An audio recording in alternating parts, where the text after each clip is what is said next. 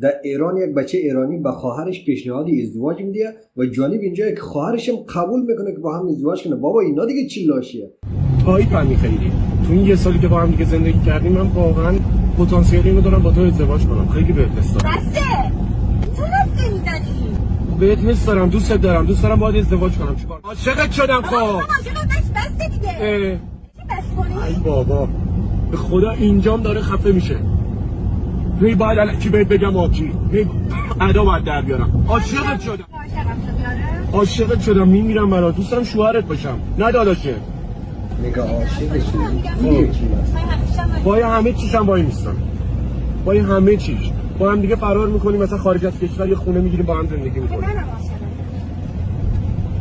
ها؟ نمیخواستم. چی؟ منم عاشقم. تو عاشق منی؟ بعد میکنم تو منو میکشی این حرفو بزنم. تو را والا اگه همین حکومت آخوندی که در ایران فعلا هست اگه سقوط کنه، خواب میبینید که ایران دیگه از اروپا بدتر شود.